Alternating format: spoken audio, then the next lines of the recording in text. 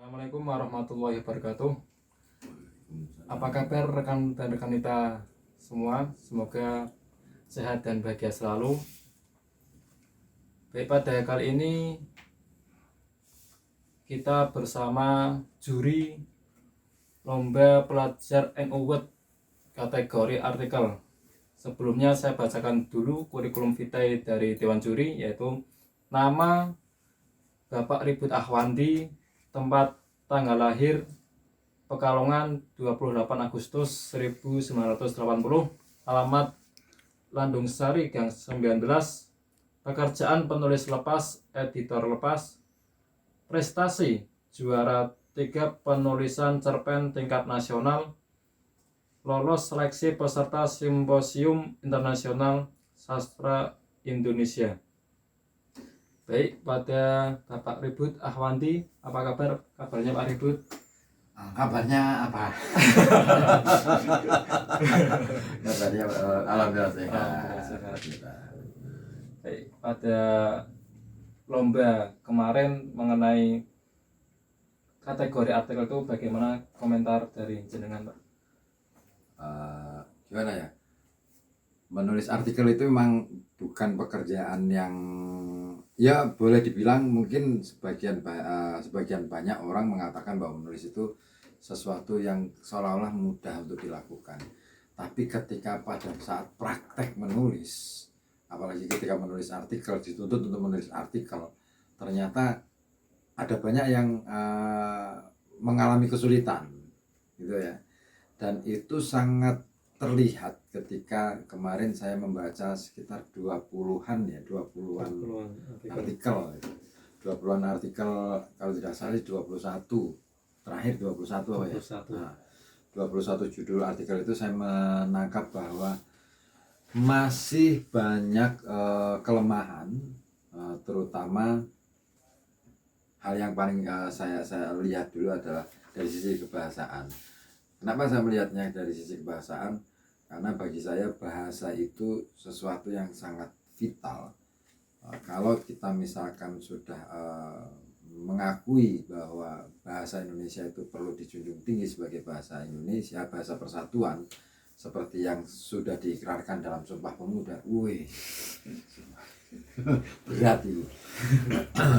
itu konsekuensinya berarti kita harus benar-benar memelihara itu sekaligus mengembangkan gitu. Nah, saya sih sebenarnya sangat mendukung ketika ada teman-teman atau rekan-rekan kita itu yang berusaha mengembangkan bahasa Indonesia dengan memanfaatkan bahasa-bahasa sendiri, katakanlah bahasa-bahasa di masa sekarang. Ada apalagi kepo, bucin dan macam-macam, itu hal yang bagus. Tapi di satu sisi penempatan kata-kata semacam itu juga perlu cara sehingga tidak salah ruang. Nah, di dalam penulisan artikel kemarin saya melihat bahwa masalah kebahasaan itu yang paling fatal dilakukan oleh hampir semua peserta adalah dalam hal ejaan. Itu bukan karena saya orang yang menekuni bahasa terus kemudian menganjurkan seperti itu, tapi ini sebuah komitmen. Kalau kita mengakui bahwa kita adalah bangsa Indonesia yang berbahasa Indonesia, maka ejaan pun jangan sampai, usahakan tidak salah. Karena bagi saya ejaan itu bahasa adalah identitas. Kalau kita sudah menganggap bahasa Indonesia itu penting, mempunyai posisi yang penting sebagai simbol negara, ya istilahnya pertahankan itu ejaan. Kesalahan paling besar itu di situ. Terus ejaan itu bisa penulisan kata yang keliru, kurang huruf, atau misalkan istilah-istilah asing yang diserap dalam bahasa Indonesia terus kemudian mengalami penyesuaian. Misalnya yang paling sering terjadi dalam kebiasaan kita itu misalkan kata sholat. Nah, itu sering kita nulisnya SHULAT, padahal dalam kata serapan dalam bahasa Indonesia yang baku ditulis SALAT. Ini bukan soal kita sepakat atau tidak sepakat. Ini sudah disepakati dalam bahasa Indonesia. Nah, ejaannya seperti itu. Terus kalau misalkan mau ditulis SHOLAT, bikin cetak miring. Harusnya begitu. Aturannya begitu. Karena itu dianggap tidak baku. Nah, terus kata jamaah, sebenarnya dalam bahasa Indonesia yang baku itu jemaah, bukan jamaah, pakai nah, jemaah atau jemaat gitu. Oke, mungkin kesannya mungkin nggak Islami misalnya, karena biasanya menggunakan itu kan saudara kita yang beragama Nasrani, jemaat gitu. Wah, gitu loh. Kenapa itu menjadi persoalan? Enggak, ini bukan persoalan ruangnya bukan di situ, tapi ini ruang kesepakatan kita sebagai bangsa Indonesia. Wah, itu yang harus kita junjung tinggi. Terus satu itu, terus kemudian membedakan antara kata depan dan imbuhan. Misalkan kata di itu bisa menjadi imbuhan, bisa menjadi kata depan. Dilakukan itu dia menjadi kata di berfungsi sebagai imbuhan, maka ditulis gandeng. Tapi banyak yang menulisnya di terus spasi lakukan. Nah, lakukan itu tempat ya. Itu loh. Nah, itu hal-hal itu sepele, tapi itu sangat penting. Karena begitu sama ketika kita mengucapkan bahasa Arab, ketika salah mahraj saja sudah berbeda makna. Sama dalam bahasa Indonesia pun begitu, ketika kita sudah menuliskannya dengan cara yang tidak tepat, maka maknanya juga sudah berbeda, gitu loh. Nah, itu terus selain kesalahan penulisan semacam itu, ada lagi kesalahan penempatan tanda baca. Banyak terjadi, misalkan tanda koma terus kemudian harusnya setelah koma itu harusnya spasi, masih digandeng. Nah, itu fatal. Karena tanda baca itu nggak sembarang loh. Menempatkan tanda baca itu nggak sembarang. Nah, beda antara titik dan koma, titik koma dan terus kemudian titik dua dan lain sebagainya. Nah, itu dari sisi ejaan ya. Terus dari sisi bahasa itu struktur kalimat. Wah, rumit lagi itu struktur kalimat. Struktur kalimatnya masih kebanyakan belum menemukan struktur yang tepat ya, sehingga banyak sekali teman-teman ketika menulis itu menggunakan bahasa lisan terus ditulis, sehingga ketika dibaca ini ya nggak enak banget ya. Panjang banget sehingga panjang banget tapi nggak jelas maksudnya apa. Begitu, oh maksudnya ini. Saya sebenarnya sih kemarin tuh ketika menjuri itu sempat bikin catatan-catatan, tapi capek juga akhirnya. Saking banyaknya yang harus saya catat gitu. Akhirnya ya sudah, saya amati aja kesalahan itu. Dari sisi bahasa, struktur kalimat, struktur paragraf, bagaimana membangun sebuah paragraf itu belum dikuasai betul. Terus bagaimana kemudian hubungan antar paragraf, itu penting. Terus bagaimana membuat judul.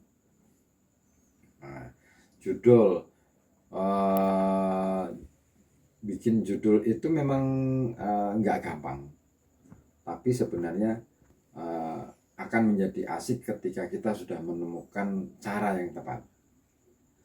Terus setelah itu kalau dalam setelah bahasa kemarin penilaiannya aku nonton sih, aspek penilaian itu apa saja sih. Nah, kemarin itu ada aspek kebahasaan, terus bobot ketajaman analisis. Nah, hampir rata-rata ketika menuliskan itu jarang rekan-rekan kita yang menulis artikel itu menempatkan data yang diperlukan dan mana data yang tidak diperlukan. Semua data yang diperoleh brol. Nah itu mestinya dipilah, terus dipilih mana yang perlu disajikan, mana yang tidak perlu, atau mana yang mau ditampilkan sebagai apa ya, data-data mana yang akan ditampilkan sebagai informasi utama dan yang lainnya itu adalah informasi tambahan sifatnya. Nah, itu yang belum terjadi. Terus teknik penulisan, hampir rata-rata teknik penulisannya ambiar. Mau deskripsi, apa mau naratif, apa mau argumentatif atau eksposisi, itu enggak, belum ketemu pola-pola itu. Kita ini pelajaran bahasa Indonesia sih tapi itu sangat penting di dalam penulisan artikel itu.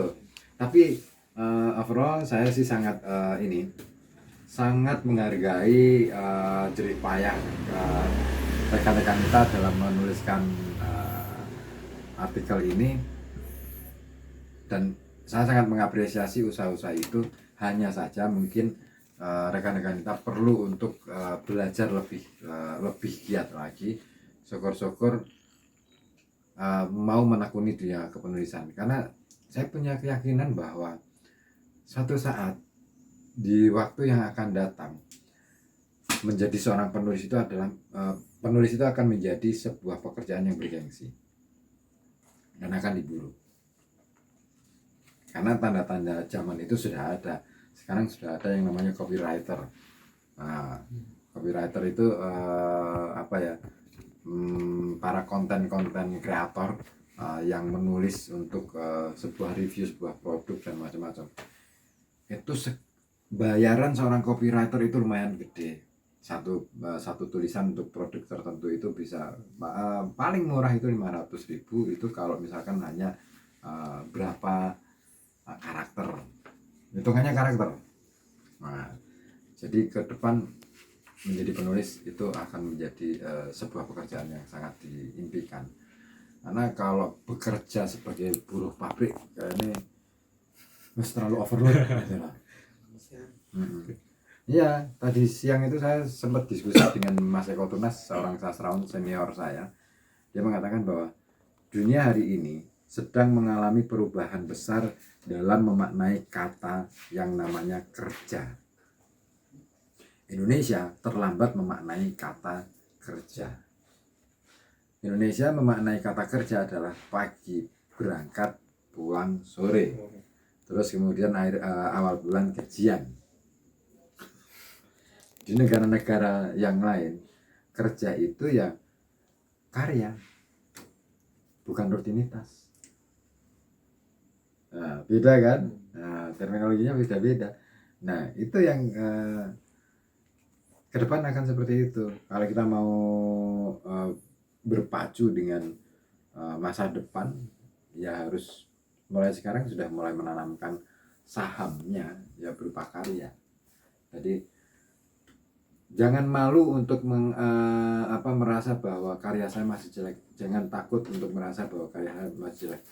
Itu masih bisa diperbaiki. Saya juga dulu ketika pertama kali menulis ya gitu-gitu juga, gitu loh. Saya pernah melakukan kesalahan yang sama seperti yang teman-teman lakukan. Tulisan artikel saya jelek, tulisan esai saya jelek, tulisan cerpen saya jelek. Tapi dari situ saya menekuni dan akhirnya saya menemukan bentuk gitu loh. Yang paling penting adalah bagaimana kita sampai menemukan bentuk pola dari yang kita punya, sehingga akhirnya kita punya kekuatan dengan tulisan itu. Itu review yang panjang. Terima kasih Pak Ribut. Itulah komentar-komentar dari Pak Ribut Ahwanti. Jadi memang dalam penulisan itu kita harus jeli tentang bahasanya, ejaannya dan lain sebagainya. Dan saran dari beliau untuk pada rekan-rekan kita untuk lebih mendalami dalam dunia penulisan dan jangan berhenti sampai di sini saja, karena menjadi seorang penulis itu suatu saat nanti akan menjadi sebuah pekerjaan yang akan diburu. yang akan diburu. Dan Pak Ribut Ahmad ini kabarnya masih menulis sebuah novel. Aduh bahaya. Iya. Ini sambil promosi. Oh iya nggak apa-apa sih. Ya saya masih menulis. Sudah sampai ribu 20.000 kata. 20.000 kata. Nantikan novelnya. Mungkin itu saja dari saya. Sekian, wassalamualaikum warahmatullahi wabarakatuh.